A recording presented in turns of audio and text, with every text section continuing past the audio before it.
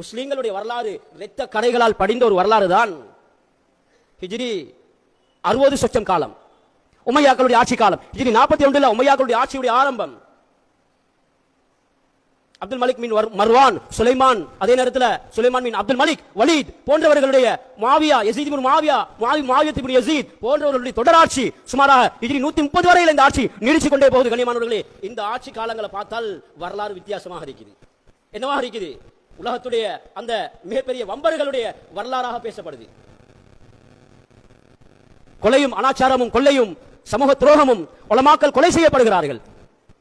அதுல முக்கியமான கண்ணியமானவர்களே, ரவுஹ் பின் ஜன்பா நாயிப் அப்துல் மலிக் பின் மர்வானுடைய அவருடைய மந்திரியாக, மினிஸ்டராக, கவர்னராக இருந்தவர் தான் ரவுஹ் பின் ஜன்பா நாயிப் அப்துல் மலிக் பின் மர்வான். இவரே ஹிஜ்ரி அந்த 40 கிட்டத்தட்ட 60 வருஷம் காலத்தில் இவரை கவர்னராக இருக்கிறார். அப்துல் மலிக் பின் மர்வான் சொல்றாரு, நாங்க இந்த ஈராக் வாசிகளோட மோத வேண்டிய தேவை இருக்குது. ஈராக் வாசிகள் சரியான எங்களுக்கு கட்டுப்படுறாங்க, இல்ல எங்களுடைய ஆட்சியை எதிர்க்கிறாங்க.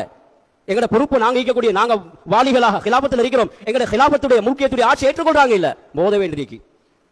சொன்னார் ரவுஹ் பின் ஜன்பா, எனக்கிட்ட ஒரு பையன் இருக்கிறான், சரியான வீரமான ஆள், கடுங்கட்டிக்காரன், மிச்சம் போர் தந்திரங்கள்லாம் அவனுக்கு தெரியும், அவரை பொறுப்பாக்கினா நல்லா இருக்குமே. அப்படியா?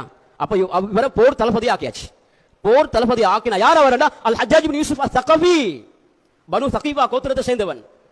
இவனுடைய வாப்பா யூசுப் பின் ஹகம், இவர் மிகப்பெரிய ஆலிம். அந்த ஜமானுடைய பெரும் பெரும் உலமாக்கள் சொல்றாங்க பல கிதாபுகள்ல, சீரி அலாமின் நுபலா, அதே மாதிரி தாரிகுல் பக்தாத், தாரிகு திமிஷ்க், அல் பிதாயா வன் நிஹாயா, தாரிகுல் இஸ்லாம் போன்ற பல நூல்களில் இந்த வரலாறு பதிவு செய்யப்பட்டிருக்கு. கனிமானவர்களே, இந்த ஹஜ்ஜாஜ் இவனுடைய சொந்த ஊர் தாயிஃபை சேர்ந்தவன். வாப்பா ஒரு உஸ்தாத், இவனும் ஒரு உஸ்தாதி. பல உலமாக்கள் கிட்ட குர்ஆனை படிச்சிருக்கிறான், தஃசீரை படிச்சிருக்கிறான், ஹதீஸை படிச்சிருக்கிறான், மதரசாவுடைய உஸ்தாதாக இருந்திருக்கிறான். நல்ல விளங்கணும் சொல்றது, மதரசாவுடைய உஸ்தாதாக இருந்திருக்கிறான். சில உலமாக்களுடைய கருத்துப்படி அவன் சாயம் பூசுற தொழில் செய்ததாக சொல்றாங்க. இன்னும் சில ஆளுங்களுடைய கருத்து இருக்குது அவன் திராட்சை விற்றதா. ஆனால் எப்படி இருந்தாலும் வரலாறுடைய ஒரு உண்மை என்ன என்றா அவன் ஒரு உஸ்தாதாக இருந்திருக்கிறான். இவனை போர் தளபதி ஆக்கின பின்னால யார் போர் தளபதி ஆக்குவதற்கு மும்மலிஞ்சாரோ அந்த ரவுஹ் பின் ஜன்பா ஆக்கே முதல் அடியை கொடுத்தான். யுத்தத்துக்கு தயாராக நேரத்தில் கூடாரத்தில் சாப்பிட்டு கொண்டிருக்கிறான். எவ்வளவு சொல்லி அவ்வளவு பேருக்கு மாட்டி அவர் போய் அங்க அப்துல் மலிக் பின் மர்வான் கிட்ட முறையிட்டார், பாருங்க இவன் இப்படி அடிக்கிறான் என்று கேட்டார். ஏன் அடிச்சாய்? நீங்க சொன்னீங்க அதிகாரத்தை தந்தீங்க, நான் சொல்ற மாதிரி கேட்கல அடிப்பேன் அப்படின்னு தைரியமா அகம்பாவத்தில் பேசினான். கண்ணியமானவர்களே, இந்த இவன் எப்படிப்பட்ட ஒரு மூதேவி என்றா, இவன் பிறந்தது கண்ணியமானவர்களே ஹிஜ்ரி 41 அல்லது 39 வரலாறுடைய குறிப்புப்படி கிட்டத்தட்ட ஹிஜ்ரி 95 மௌத்தாகிறான். சரி, இந்த இடப்பட்ட காலத்தில் இவன் செஞ்ச அட்டகாசங்களை வரலாறுல பார்த்தால் சின்ன கிண்ண அட்டகாசங்கள் அல்ல. அப்துல்லாஹ் இப்னு உமர் ரலியல்லாஹு ஜும்மா செஞ்சு கொண்டிருக்கிறான். ஹஜ்ஜாஜ் மதீனாவுல ஜும்மா செய்றான். கூபாவுடைய அதே நேரத்தில் பல நாடுகள், ஷாமுடைய, மதீனா, மக்கா, ஹிஜாஸுடைய பகுதியெல்லாம் இவன் கவர்னராக இருந்த காலம். இவன் தான் ஜும்மா குத்துபா ஓதுவான். இவன் தான் அந்த காலத்தில் தராவீஹ் தொழுவிப்பான்.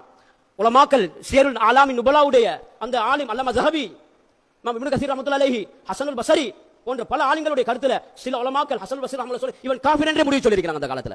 நான் மாஷா அல்லாஹ் இந்த உறுதியான செய்தியை எங்க நாட்டுடைய ஃபத்வா குழுவில் இருக்கக்கூடிய மிகப்பெரிய உஸ்தாத் இருக்கார், இங்க சாத் மதரசால இருக்காரு. ஹஜ்ரத் இரவு பேசினேன் நான், நேற்று கேட்டேன் ஹஜ்ரத் இவனுடைய விஷயத்துல நான் எப்படி நடந்து கொள்றேன். அதில் சொன்னார், தெளிவாக சொன்னார், ஹஜ்ஜாஜ் இப்னு யூசுப் இவனை உலமாக்கள் அந்த காலங்களில் சில ஆலிம்கள் காஃபிர் என்று கூட சொல்லியிருக்கிறான்.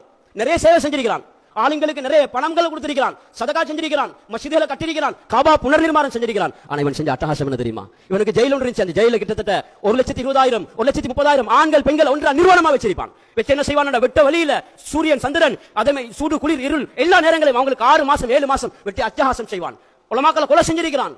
காபாவுடைய அப்துல்லாஹ் இப்னு சுபைர் ரலியல்லாஹு அன்ஹு, அஸ்மா ரலியல்லாஹு மகன் அப்துல்லாஹ் இப்னு சுபைர் மதீனாவுல ஹிஜ்ரத்துக்கு பின்னால் முதலாவது பிறந்தவர். இந்த அப்துல்லாஹ் இப்னு சுபைரை கொலை செய்வதற்கு ஏன் இவர் உமையாக்களுடைய ஆட்சிக்கு தோதுவாக இருக்கல. இவர் அனிதத்தை தட்டி கேட்டவர். தட்டி கேட்கும் போது, தட்டி கேட்டால் சமூகத்தில் நல்லா ஞாபகம் வச்சுக்கொள்ளுங்க, ஒரு உண்மையை ஒருவர் தட்டி கேட்பார் என்றால் சமூகத்தை ஒதுக்கப்படுவார்.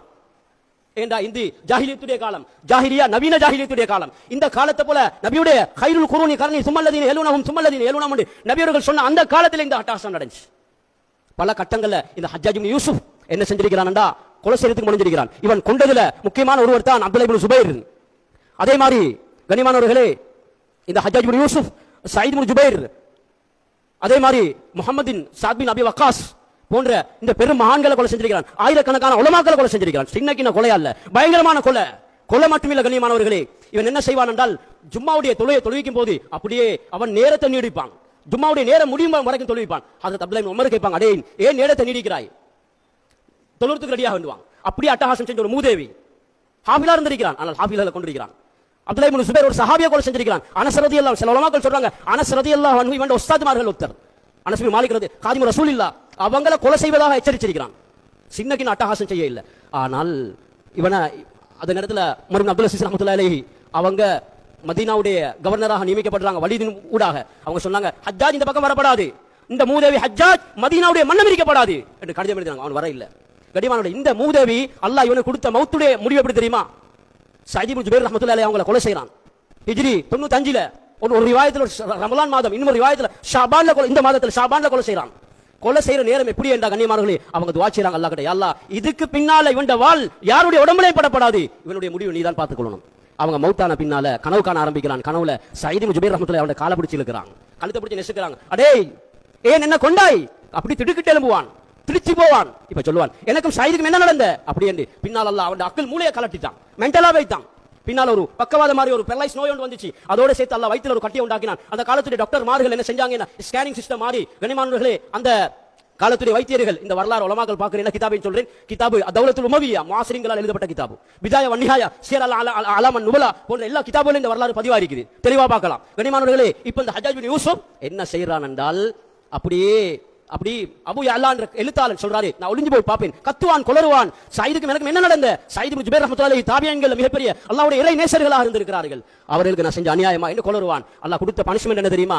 வௌத்துல அல்லாஹ் ஒரு கட்டியை உண்டாக்கினான். டாக்டர் என்ன செஞ்சாருண்டா, நூலை உள்ளுக்கு அனுப்பினார், அப்படி வெளியெடுத்தார். நூனை வெளியெடுத்தால் கண்ணியமானவர்களே நூல்ல அப்படி கட்டி கட்டியா புழுக்கள் வெளியே வருது. வயிற்றுக்குள்ள புழு அல்லாஹ் உருவாக்கினான். 15 நாட்கள் இதே வேதனையில் அல்லாஹ் மௌத்தாக்கினான் அவனை. 15 நாட்கள். சயீத் இப்னு ஜுபைர் ரஹ்மத்துல்லாஹி அலைஹி கண்ணியமானவர்களே அவங்க செஞ்ச துஆவுடைய கபூலியத். ஹஸன் பஸ்ரி ரஹ்மத்துல்லாஹி சொல்லுவாங்க, கடைசி சக்கராத்துல வந்து, அடே ஹஜ்ஜாஜ் உனக்கு நான் சொல்லலையா, அல்லாஹ்வுடைய இறை நேசர்களோட மோதாதே, அல்லாஹ்வுடைய அமானிதங்களை பொறுப்பை சீரழிக்காதே, உனக்கு மஸ்ஜிதுடைய நிர்வாகம் தரப்பட்டிருந்தது, மதரசாவுடைய பொறுப்பு தரப்பட்டிருந்தது, ஹரமுடைய பொறுப்பு உனக்கு இருந்துச்சு, உலமாக்களுடைய கண்ணியங்களை பேண வேண்டியால் எவ்வளவு அநியாயம் செஞ்சிருக்கிறாய், எவ்வளவு அட்டகாசம் செஞ்சிருக்கிறாய், ஹரத்துலுக்கு கொலை செஞ்சிருக்கிறாய், எவ்வளவு அட்டகாசம் செஞ்சவன் அல்லாஹ் உன்னை சும்மா விடுவானு அந்த நேரத்தில் புத்திமதி சொல்லிட்டு அழுவாங்க ஹஸன் பஸ்ரி ரஹ்மத்துல்லாஹி அலைஹி. எதிர்மறையாக கண்ணியமானவர்கள் அதே காலத்துல உமர் இப்னு அப்துல் அஸீஸ் ரஹ்மத்துல்லாஹி அலைஹி சின்ன வயசு கண்ணியமானவர்கள் 2 வருஷம் ஆட்சி, அந்த மனுஷனுடைய ஆட்சி பீடம் ரஜா பின் ஹயவான்